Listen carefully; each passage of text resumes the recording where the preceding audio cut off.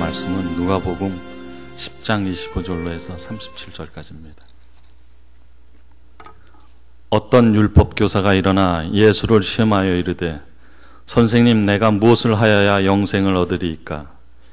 예수께서 이르시되 율법에 무엇이라 기록되었으며 내가 어떻게 읽느냐? 대답하여 이르되 내 마음을 다하여 목숨을 다하여 힘을 다하여 뜻을 다하여 주 너의 하나님을 사랑하고 또한 내 이웃을 내 자신같이 사랑하라 하였나이다. 예수께서 이르시되 내 대답이 옳도다. 이를 행하라. 그러면 살리라 하시니 그 사람이 자기를 옳게 보이려고 예수께 여짜오되 그러면 내 이웃이 누구니이까? 예수께서 대답하여 이르시되 어떤 사람이 예루살렘에서 여리고로 내려가다가 강도를 만나매 강도들이 그 옷을 벗기고 때려 거의 죽은 것을 버리고 갔더라. 마침 한 제사장이 그 길로 내려가다가 그를 보고 피하여 지나가고 또 이와 같이 한 레위인이 그곳에 이르러 그를 보고 피하여 지나가되 어떤 사마리아 사람은 여행하는 중 거기 이르러 그를 보고 불쌍히 여겨 가까이 가서 기름과 포도주를 그 상처에 붓고 싸매고 자기 짐승에 태워 주막으로 데리고 가서 돌봐 주니라. 그 이튿날 그가 주막 주인에게 데나리온 둘을 내어주며 이르되 이 사람을 돌봐 주라. 비용이 더 들면 내가 돌아올 때 갚으리라 하였으니 내 생각에는 이 세 사람 중에 누가 강도 만난 자의 이웃이 되겠느냐? 이르되 자비를 베푼 자니이다. 예수께서 이르시되 가서 너도 이와 같이 하라 하시니라. 아멘. 다들 반갑습니다. 어떤 한 남자가 아주 추운 러시아의 가을날 문을 박차고 시내로 이제 떠나가고 있습니다. 이 사람은 그 어느 한 농가에 세를 얻어서 사는 사람인데 구두 고치는 사람입니다. 그 집에는 외투가 하나밖에 없어서 그 외투를 가지고 부인이 입고 가면 남편이 집에 있고 남편이 입고 가면 부인은 집에 있어야 되는 그렇게 가난한 분입니다. 이 남편이 아내의 내의를 빌려 입고 그리고 외투를 다 낡아 떨어진 외투를 끼어 입고 이제 시내로 나아가고 있습니다.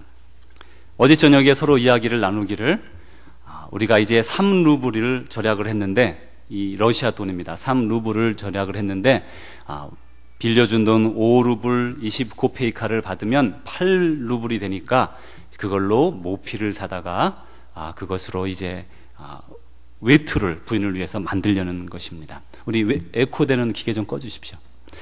그런데 이제 열심히 이제 지나가면서 그 돈 받으러 가는 집으로 들렀습니다. 그 집은 자기 집을 가지고 있는 그런 농촌의 한 가정입니다. 이복에 내가 오늘 외투를 모피를 사야 되니까 돈을 좀 돌려주게. 그랬더니 이 사람의 그 남편은 있지 않고 부인만 있어서 지금은 없고 이번 주말에 보내드릴 테니까 우선 20코페이카만 받으세요. 우리 돈으로 하면 물론 뭐 환율이 다르겠지만 그것이 이제 얼마 안 되는 아주 몇십 원, 몇백 원도 채 안 되는 돈입니다. 그래서 이제 그것만 받아가지고 어떡하지? 모피를 사야 되는데 그 생각을 가지고 이제 또 시내로 나아갑니다. 그럼 할 수 없다. 모피 장수에게 부탁을 해서 조금 외상으로 사보자. 그래가지고 외상으로 사려고 갔어요. 근데 모피 장수가 이렇게 말하는 겁니다. 아니, 외상이라면 지긋지긋합니다. 이제는 외상 줬다가 떼인 게 한두 번이 아니라 좀 제발 돈을 가져오면 제가 드리겠습니다. 그러자 이 사람이 난감해졌습니다. 모피를 사가지고 가서 집에 가서 이제 올 겨울 준비를 해야 되는데 부인이 기다리고 있는데 그 생각을 하면서 돌이키면서 그냥 술집에 들어가서 화가 나가지고 그 20코페이카 받은 걸로 그냥 술을 탁 마시고 얼큰하게 채워서 이제 집으로 들어가고 있습니다. 이렇게 되는 일이 없지. 그러면서 터벅터벅 집으로 돌아가는데 그 교회 즈음 이렇게 지나갈 때에 어떤 하얀 물체가 하나 보였습니다. 저 교회 벽에 저런 게 있을 게 없는데. 그러면서 이렇게 가까이 들여다보니까 머리가 있고 이렇게 보니까 사람인 것 같이 보였습니다. 그런데 가만히 보니 움직이기는 움직이는데 거의 움직임이 없는 그런 상태였습니다. 그래서 점점 더 교회 쪽으로 지나가면서 가까이 보니까 글쎄 발거벗은 한 남자가 웅크리고 그 교회 벽에 기대어서 덜덜덜 떨고 있는 것입니다. 이 사람이 이제 저 사람 어쩌다 저렇게 옷을 벗고 저렇게 있지? 그런 생각을 하면서 강도를 만났나? 그런 생각을 하면서 빨리 서둘러 지나치려 했습니다. 괜히 저 사람 살펴주었다가 손해볼지도 몰라. 나 같은 가롱뱅이가 어떻게 저런 사람을 도와주겠어? 돈이 좀 있는 사람이 도와줘야지. 그런 생각을 하면서 터벅터벅 계속해서 지나갔습니다. 지금 제가 말씀드린 것은 레오 톨스토이, 러시아의 대문호인 레오 톨스토이의 사람은 무엇으로 사는가의 그 서두 부문입니다. 이 사람은 무엇으로 사는가라는 소설은 이렇게 시작합니다. 우리 한번 보여주시죠. 우리는 형제를 사랑함으로 사망에서 옮겨 생명으로 들어간 줄을 알거니와 사랑하지 않는 자는 사망에 머물러 있느니라. 요한일서 3장 14절. 다음 줄은 이렇게 나옵니다. 누가 이 세상의 재물을 가지고 형제의 궁핍함을 보고도 도와줄 마음을 닫으면 하나님의 사랑이 어찌 그 속에 거하겠느냐. 요한일서 3장 17절 말씀입니다. 계속해서 세 번째 줄엔 이렇게 말합니다. 자녀들아, 우리가 말과 혀로만 사랑하지 말고 행함과 진실함으로 하자. 요한일서 3장 18절의 말씀입니다. 오늘은 저희가 성령의 열매 5번째, 6번째 말씀을 나누고 있습니다. 여기 보시는 대로 여러분이 골라주신 5번째 열매, 거기에는 여러분이 자비인데 배를 뽑아주셨어요. 배. 왜 배를 뽑으셨을까? 배는 찾아보니까 별게 없더라고요. 목에 도움이 되고 소화가 잘 되고 찬 음식이어서 많이 먹으면 설사할 수 있고 그런 내용들밖에 없습니다. 우리가 다 아는 내용이고, 파인애플은 이제 오늘 2가지 양선의 열매인데 여러분이 뽑아주신 것인데, 파인애플은 그 고기를 젤 때 넣으면 좀 부드러워지는 면이 있죠. 키위처럼. 그러긴 하지만 저게 소화를 돕는다. 그거 외에 별게 없더라고요. 그래서 오늘은 과일은 이렇게 상징적으로 우리가 생각하기 위해서 가져다 놓았습니다만은 별 내용은 없었습니다. 자비. 오늘 우리가 생각하는 것은 자비와 양선입니다. 자비는 원래의 원어의 뜻에는 아주 오래 묵은 포도주를 준다, 그런 말입니다.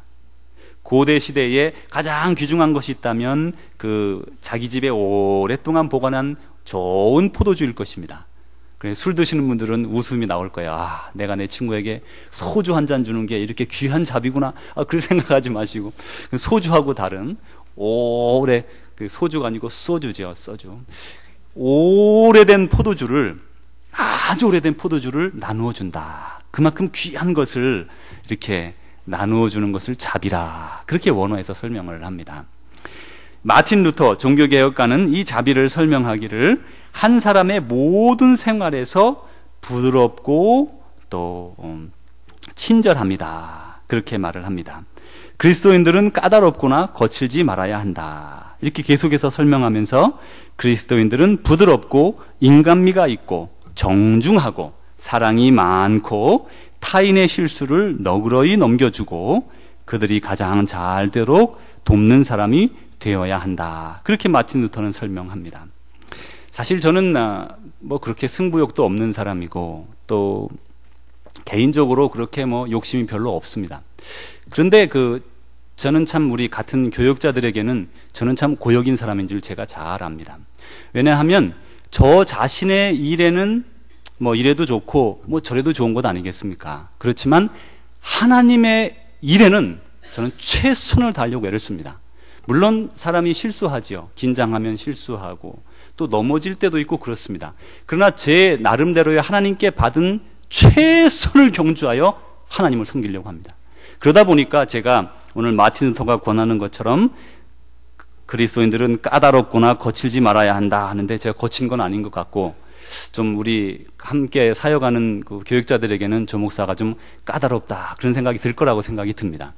우리 사무원이나 모든 분들이 아시다시피 전 점 하나 찍는데도 왜 여기에 찍어야 되는지, 어떻게 찍어야 더 이것이 좋을지 그런 생각을 많이 합니다. 내용부터 형식까지 어떻게 하면 하나님을 정말 우리가 공경하며 하나님께 찬양을 돌릴 수 있을까?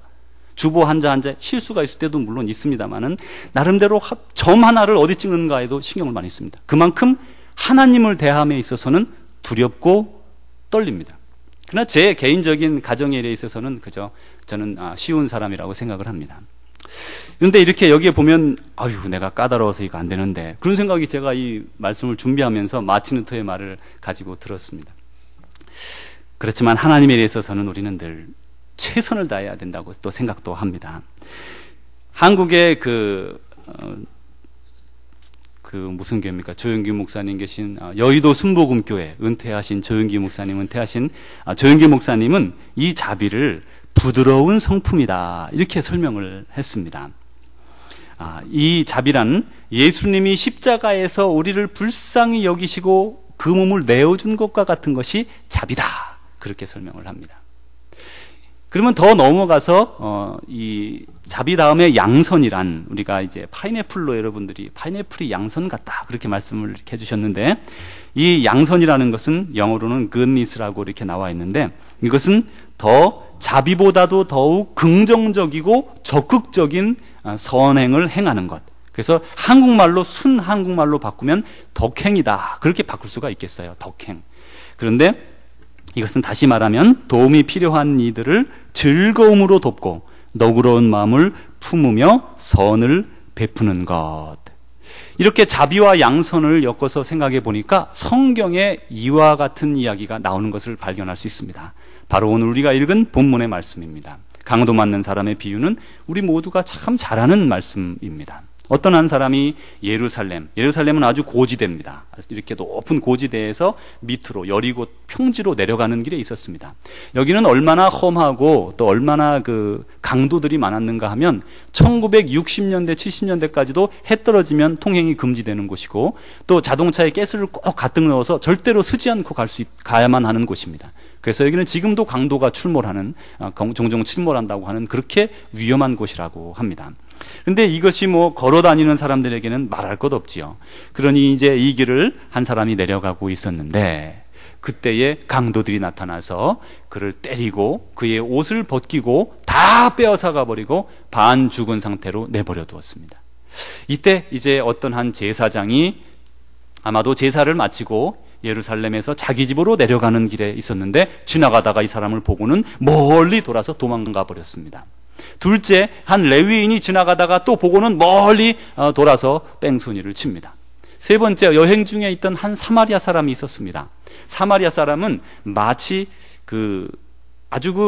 가장 가까운 지역에 있지만 서로 원수된 그런 아주 서로 경멸하는 관계에 있는 사람들입니다. 말하자면 같이 식사도 안 하고 얘기도 안 하고 같이 상종하지 않는 사람들이에요. 그런데 그 사마리아인이 여행 중에 있다가 내려가다가 한 사람을 발견을 했습니다. 이 강도 만난 사람을 그가 보고 먼저 봤어요. 다른 사람들은 보고 어떻게 했습니까? 보고 주랭랑을 칠 때 이분은 보고 그 다음에 마음에 불쌍한 마음이 들어. 성경에 그렇게 말합니다. 보니까 불쌍한 생각이 들었어요. 그래서 가까이 다가가서 그 다음에 자기가 가지고 있는 포도주로 환부를 씻고 소독하고 그 다음에 약을 발라서 그 사람을 치료를 합니다. 그리고는 자기는 타고 오던 동물에서 내려 그것이 나귀인지 말인지 모릅니다만은 그거에서 내리고 그 사람을 거기에 싣습니다. 그리고 이 여관으로 데리고 갑니다. 주막으로 데리고 가서는 그곳에서 치유해 줍니다. 그리고 그 밤을 넘기고 나서는 주인에게 우리 요즘으로 치면 이틀치 일당 2데나리온을 주면서 이것으로 이 사람을 돌보아 주시오. 이 사람의 치료비가 더들거들랑 내가 여행 갔다가 오는 길에 갚겠습니다. 그렇게 하고 떠났습니다. 다른 두 사람도 제사장도 레위인도 그 모습을 보았고 불쌍히 여겼겠지요. 그러나 더 이상 진행하지 아니하고 지나쳐 버렸습니다. 그렇지만 이 사람은 그 불쌍한 생각에서 넘어서서 선을 베풀고 있는 것을 볼 수가 있습니다. 그럼 우리가 왜 선을 베풀어야 될까요? 왜 자비를 베풀어야 되고 왜 양선을 행해야 됩니까? 안 하면 안 될까요? 그냥 그렇게 살아가면 안 될까요? 모두 세상 사람들처럼 우리도 그렇게 이기적으로 내 자신과 내 가정을 생각하며 살아가면 안 될까요? 또 다시 되짚어서 왜 남을 돕는 게 그렇게 어려울까요? 왜 남을 돕는 게 그렇게 힘들고 어려울까요? 이 당시 유대인들에게는 선을 행함으로 말미암아 복을 받고 또 천국을 획득한다고 생각하는 마음이 있었습니다. 그래서 선은 행해야 하는 것입니다. 안 하면 안 되는 거예요. 안 하면요 천국 못 가요. 복을 못 받아요. 선을 해야 돼요. 그러니 얼마나 힘듭니까? 복을 받기 위해 천국 가는 티켓을 얻기 위해 열심히 선을 행해야 되는 것이에요. 힘들죠. 그런데 그런 크리스찬, 그런 유대인 같은 크리스찬들이 오늘날 우리 시대에도 많이 있습니다. 분명히 여러분 중에는 그렇지 않은 줄 제가 잘 알지만 어떤 크리스찬들은 주일날 교회 오는 거 너무 힘들고 믿음 생활하는 거 너무 힘들고 정말 어쩔 수 없이 내가 천국은 가야겠으니 나오기는 하지만 너무나 힘들다 그런 생각하는 사람들이 있을지 모릅니다. 그런 분들은 마치 유대인들이 율법에 사로잡혀 어쩔 수 없이 선을 행해야 하는, 남들이 볼 때는 특별히 더 행하고 남들이 안 볼 때는 더 행하지 아니하고 위선적으로 살아가는 모습으로 살아갈 때가 있습니다. 그 이유가 있습니다. 사도행전 1장 8절에 의하면 너희에게 성령이 임하시면 너희가 권능을 받는다 그렇게 말씀하셨어요. 너희에게 성령이 임하시면 너희가 권능을 받는다. 우리가 내 의지로 선을 행하고 자비를 베풀고 물론 그럴 수 있습니다. 그러나 그것은 한계가 있고 힘이 들지 않아요? 그러나 성령이 우리 가운데 들어오면 성령이 우리를 변화시키고 우리로 하여금 선을 따르고자 하는 의지를 강력하게 해주고 우리의 삶을 변화시키는 것입니다. 그렇게 되면 우리가 성령이 없이 강제로 할 때는 힘들고 지치고 어렵고 계속하다가는 번아웃을 하지만 성령이 우리 가운데 들어와 내주하시고 그 능력으로 선한 일을 행하면 더욱더 기쁨이 차게 되고 넘치게 되는 것입니다. 우리는 고린도서에 말하기를 성령의 전이다 그렇게 말씀했었어요. 성령의 전인데 안에 성령이 없으면 뭡니까? 성령의 전이 아니죠. 우리 사람은 성령의 전입니다. 성령이 들어가 계시는 성전이에요. 각 사람이. 그래서 성령을 먼저 받아야만 우리는 믿음 생활을 온전히 할 수가 있습니다. 여러분 중에 아직까지 성령을 받지 못한 분이 있다면 여러분 성령 받기를 위해서 기도하십시오. 예수 믿으면 착하게 살아야겠지요. 예수 믿으면 선도 행해야겠지요. 두 번째입니다. 먼저는 성령을 받아야만 우리의 삶이 변화되는 것입니다. 이렇게 성령을 받은 가운데 우리가 변화가 되면 우리 자신의 삶이 자비와 양선을 자연스럽게 행하게. 여러분 자비와 양선을 원하고 있습니까? 여러분 삶에서 불쌍한 사람을 보고 그저 불쌍하구나 하고 넘기세요? 아니면 친절을 베풀어 여러분의 지갑을 엽니까? 여러분의 마음을 엽니까? 여러분의 가정을 엽니까? 오늘 다시 한번 우리가 자비와 양선에 대해서 우리에게 자비와 양선의 열매가 있는지 이 마지막 시대에 누구도 자기 자신을 희생하지 않는 시대에 우리는 얼마나 우리 자신을 이웃에게 내어주는지 생각해 봅니다. 그 교회를 지나쳐가던 그 세몬이라는 사람이 이제 교회를 한동안 지나쳐서 이렇게 뒤를 힐끗 뒤돌아 봤습니다. 봤더니 아직도 여전히 그곳에 그 벌거벗은 사람이 고통스러워하며 거의 움직이지 않은 채 죽은 것 같이 가만히 기대어 있습니다. 이 세몬이 지나가는데 마음속에 이런 생각이 들립니다. 야 세몬, 네가 가진 집이 있냐? 네가 가진 게 뭐가 있냐? 너는 옷도 한 벌밖에 없어서 서로 나눠 입어야 되는 처지인데 네가 잃어버릴 게 뭐가 있다고 지금 여기서 그 사람을 도와주지 않냐? 가서 도와주어라. 그런 음성이 들리는 거예요. 그래서 세몬이 어쩔 수 없이 가야겠다. 그리고 돌이켜서 이제 가 보았더니 이렇게 사람을 보았더니 아주 하얀 사람인데 청년이에요. 그리고 아주 건장합니다. 상처도 없어요. 문제는 옷을 다 벗었다는 것 외에는, 그리고 추워서 아주 몸이 꽁꽁 얼었다는 것 외에는 별게 없어요. 그래서 자기의 외투를 벗어가지고 다 떨어진 누더기 외투를 그 사람에게 입혀줍니다. 자기는 술을 먹었기 때문에 아직 옷을 하나 벗어도 얼큰하게 견딜 수 있었습니다. 모자를 벗어서 이렇게 그 친구에게 씌워주려고 하는데 머리가 하나도 없거든요, 이 사람이. 그래가지고 추워가지고 자네는 머리가 있으니까 내가 쓰겠네. 그리고는 이제 가지고 아까 나갔다가 시내 갔다가 그 털장화를 하나 주문을 수리를 받아왔는데 그거를 신겨주고서 이제 같이 부축해서 집으로 데려오기 시작합니다. 이제 집으로 가기 시작하자 이 사람이 기운을 내고 열심히 잘 따라왔습니다. 그 동안에 이 아내는 남편이 올 시간이 됐는데 이 인간이 안 오네 이러면서 욕을 퍼붓기 시작합니다. 이게 분명히 시내 가서 오래간만에 술주정이나 하고 술 처먹고 이럴 거야 이러면서 막 화가 나가지고 부인이 막 욕을 하고 있었어요. 빵이 조금밖에 없었습니다. 집안이 워낙 가난합니다. 그 당시 삶이 한 주에 3루블이 있어야 빵을 살 수 있었다고 합니다. 근데 이 제화공 그 수선으로는 아주 그것도 마련하기가 어려워서 몇 년을 모아서 8루블을 만든 거예요. 그런데 집에 빵이 조금 남았는데 이걸 내일 먹어야겠다. 이 사람이 들어오면 조금 주고 내일 먹어야지. 그렇게 생각을 했습니다. 그런데 이런 생각을 하면서 이게 술 먹고 안 오는가 보다 하고 화가 나서 이러고 있는데 두벅두벅 올라오는 소리가 들렸어요. 그래서 이제 문가로 가보니까 창문가를 통해 보니까 이 사람이 웬 자기 외투를 다른 사람에게 입혀가지고 그리고 보지도 못한 털장화를 신고는 이렇게 들어오는 겁니다. 화가 머리끝까지 난 이 부인 마트리오냐가 욕을 쏟아부으면서 그 사람이 들어오자 막 쉴 새 없이 욕을 쏟아부었습니다. 그러자 이 세몬이 말합니다. 여보 잠깐 들어봐. 내가 그 설명을 하려고 하지만 여전히 욕을 쏟아붓습니다. 그러자 이 세몬이 한수 없이 한동안 듣고 있다가 이제 한참 욕을 쏟아붓고 그럴 때 여기 먹을 것좀 좀 줘봐. 이 사람 배가 고파서 힘들 지경이야. 그랬더니 저녁은 있지만 당신들을 줄 저녁은 없어요. 그러면서 쫓아내버리려고 합니다. 그러면서 그 마트리오나가 여자가 문을 열고 나가려는 순간에 뭔가 마음에 저 사람은 술꾼도 아니고 교회 옆에서 설명을 들어보니 떨고 있는 것을 데려왔다는데 어떤 사람일까? 그런 생각이 문득 들어서 나가려던 손을 멈추고 이렇게 되돌아섰습니다. 그러자 이제 이 남편이 상세하게 교회에서 이렇게 된 얘기, 더 깊은 얘기를 쭉 해주었습니다. 그래도 이 부인은 아직 화가 풀리지 않았습니다.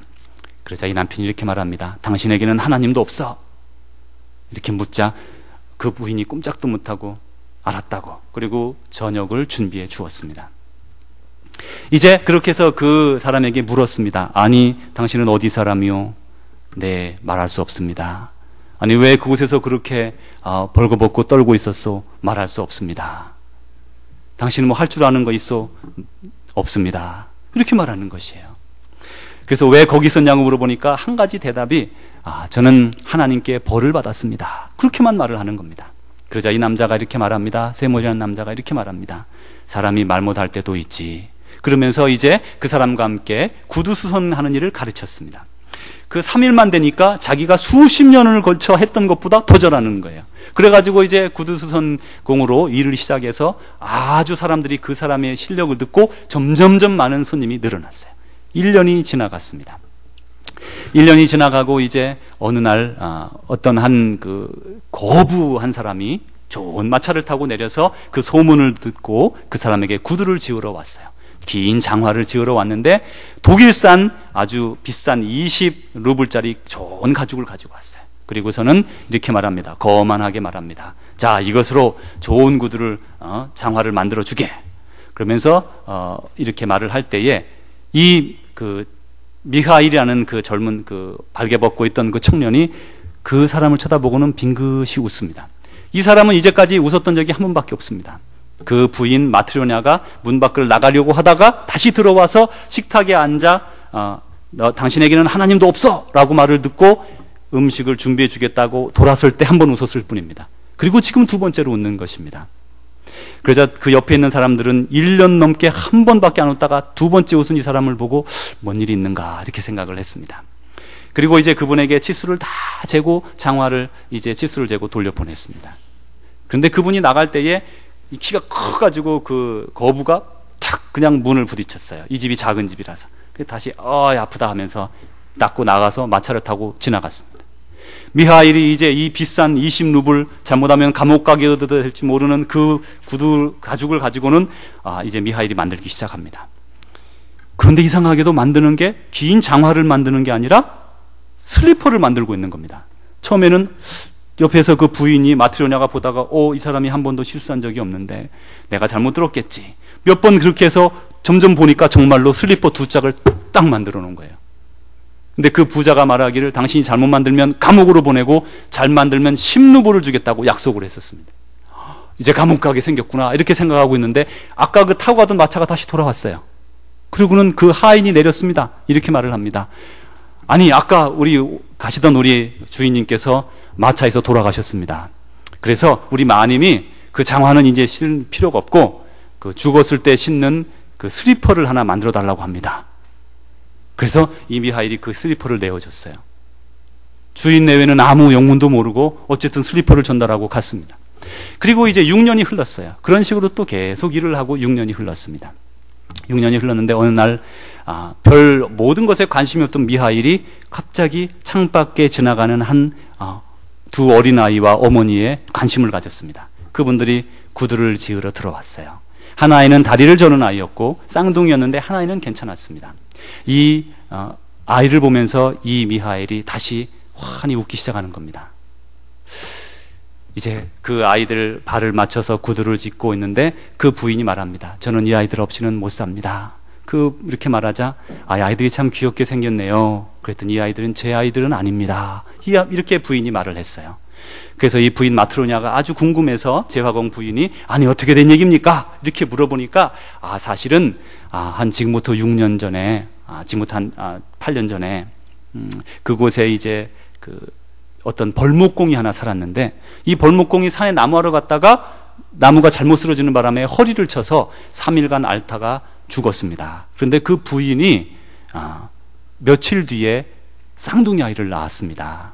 그런데 그 부인은 그 남편도 없었고 도와줄 친척들도 없었기 때문에 혼자서 아이를 낳고 며칠 만에 이렇게 죽고 말았습니다. 그래서 그 부인이 죽을 때 아이를 다리를 깔라 뭉개는 바람에 한쪽 다리를 이렇게 못 쓰게 됐고 제가 그러다가 그 당시 자기가 8주 된 아이가 있었는데 그 아이 젖을 같이 먹이면서 키우게 되었고 자기 아이는 죽게 되었습니다. 그래서 그 두 딸 아이를 기르게 된 거예요. 이제 그런 얘기를 들을 때에 이 미하일이 더욱더 환하게 웃는 겁니다. 그리고는 그 부인은 신발을 마치고 돌아갔어요. 근데 그때 이제 미하일 뒤에서 큰 광채가 나기 시작합니다. 그러더니 미하일이 이렇게 말합니다. 주인님, 이제 제가 떠날 때가 되었습니다. 그러자 깜짝 놀랐어요. 갑자기 빛이 방 안에 가득 차면서 미하일이 설명합니다. 저는 원래 하나님의 천사입니다. 그런데 제가 지금으로부터 8년 전에 어느 한 집에 가서 그 여인의 생명을 데려오라는 하나님의 분부를 받았는데 그 분부대로 하려고 내려가 보았더니 남편은 며칠 전에 벌목하다가 허리를 다쳐 죽게 됐고 이제 쌍둥이 아이를 낳은 부인이 있었는데 그 부인은 생명을 데려가려고 하니까 저에게 부탁했습니다. 이 아버지도 없는 아이들을 제가 기를 수 있도록 도와주세요. 부모 없이는 못 삽니다. 그 말을 듣고 다시 부탁을 들어주고 그리고 이 천사가 천국으로 갔습니다. 하나님께 보고합니다. 하나님, 그 부인이 너무 불쌍해서 제가 그냥 놔두었습니다. 그러자 하나님이 그렇지 않아, 내려가서 다시 그 생명을 거두어 오너라. 그래서 미하일이 다시 내려와서 그 생명을 거두어서 올라가는데 그 올라가는 가운데 큰 광풍이 와서 그 여인의 영혼은 데려가고 이 천사의 두 날개가 뚝 부러지면서 떨어지게 된 거예요. 그래서 그 교회, 그 추위에 있다가 교회에 가면 뭐가 있을까 해서 교회로 갔더니 교회 문이 잠겼어요. 그래서 양지에 서서 어쨌든 좀 버텨보려고 처음으로 인간의 고통을 느끼면서 이렇게 그곳에 기대어 정말 추위에 떨고 있었습니다. 그럴 때 한 사람이 지나갔습니다. 그 사람의 생각은 온통 걱정뿐이었습니다. 야, 이 겨울을 어떻게 나나? 아내를 위해서 모피 가죽을 얻어가다가 옷을 만들어야 되는데 아내가 지금 얼마나 욕을 하고 있을까? 아내 볼 면목도 없고 욕을 먹겠구나. 또 그러면서 올겨울을 어떻게 나지? 먹을 것도 없어. 이런 고민을 하며 지나가는 한 사람을 보면서 이 천사가 생각합니다. 그래, 저 사람은 나를 도와줄 능력이 없어. 저 사람은 이미 자기 걱정으로도 충분한 사람이구나. 그렇게 생각을 했는데 그 사람이 돌아온 것이에요. 그리고 그 사람이 그를 데려가고 자기 부인에게 소개했을 때 부인이 욕을 퍼부었지만 부인이 나가려고 했을 때 나갔다면 그 자리에서 죽었다는 겁니다. 근데 하나님께서 그를 돌이켜 살려주신 것이죠. 그 부인이 돌이켰을 때에 하나님께서 그에게 벌을 내리시면서 3가지 문제를 풀어와라 그랬어요. 근데 그 중에 하나가 사람의 속에는 무엇이 있는가? 사랑이라는 걸 알았어요. 이 여자가 그렇게 욕을 하다가도 불쌍한 마음에 돌이킬 때에 그 마음속에 사랑을 본 것이죠. 그리고 두 번째, 그 거부가 왔을 때에는 왜 웃었는가 하면 그 뒤에 서 있는 그 자기 친구 천사를 봤기 때문이에요. 그 사람이 영혼을 데려가려고 그쪽에 같이 온 거를 자기 천사로서 자기 친구 천사를 본 거예요. 오래간만에 보니까 너무 반가워서, 그리고 그 사람을 보면서 깨달은 바가 있었습니다. 두 번째 하나님이 물어본 게 그거였습니다. 사람이 모르는 게 무엇인가? 자기 앞에 필요한 것을 모른다. 그것을 깨달았습니다. 이 사람은 10년 동안 신을 수 있는 좋은 구두를 만들어 달라고 주문을 했거든요. 자기 앞에 죽을 것도 모르고요. 그래서 사람은 자기 앞에 무엇이 필요한가를 알지 못한다는 것을 알게 되었습니다. 세 번째 하나님이 물어본 그 질문은 뭐였는가 하면 사람은 무엇으로 사는가? 바로 레오 톨스토이의 책 제목입니다. 사람은 무엇으로 사는가? 그것은 마지막에 그 여인이 들어왔을 때 알 수 있었어요. 자기는 측은해서 그 여자의 생명을 데려가지 못했는데, 그리고 할 수 없이 두 번째 와서 다시 데려가게 되었는데, 그리고 그 아이들이 죽을 것이라 생각했는데, 그 이웃집 여인에 의해서 지금 잘 자라나고 그 여인은 그 아이들로 말미암아 너무너무 행복해하는 걸 보면서 사람은 사랑으로 살아간다. 사람은 하나님으로 살아간다는 것을 알 수 있었습니다. 여러분, 세상에는 춥고 또 힘든 사람들이 많이 있습니다. 예수님께서 마구간에 오셨던 것처럼 어느 누구 하나 거들떠보는 사람들이 세상에 너무나 많아요. 우리도 그들을 거들떠보지 않을 때가 사실 너무나 많습니다. 이제 우리의 차례입니다. 우리도 어쩌면 이 세몬처럼, 마트로냐처럼 집안이 가난하고 힘들어서 남에게 나눌 게 없었는지도 몰라요. 그러나 주님이 말씀하시죠. 사람은 무엇으로 사는가? 사랑으로 사는 것입니다. 오늘 자비와 양선을 우리가 생각하면서 이 추운 계절에 어떻게 우리 것을 나눌 수 있을까? 어떻게 우리가 우리 것을 남에게 베풀 수 있을까? 어떻게 하면 이제까지와는 다른 이 12월 추운 시절을 보낼 수 있을까? 여러분 앞에 천사들이 나타날지 모릅니다. 여러분의 손을 펴서 그들을 도움으로 하나님을 기쁘시게 하고 많은 사람들에게 사랑을 널리 펴는 귀한 12월 또 대강절이 되시기를 간절히 기원합니다. 기도하겠습니다. 아버지 하나님, 감사합니다. 사람은 무엇으로 사는가? 사랑으로 살아간다고 말씀합니다. 아버지, 자비와 양선의 열매를 맺기를 원하는 주의 백성들이 자비와 양선의 열매를 잘 맺을 수 있도록 성령으로 충만케 하시고 믿음으로 채워주셔서 저희들로 말미암아 추운 이들이 추위를 잊게 하시고 배고픈 이들이 채워지게 하옵소서. 예수 그리스도 이름으로 기도하옵나이다. 아멘.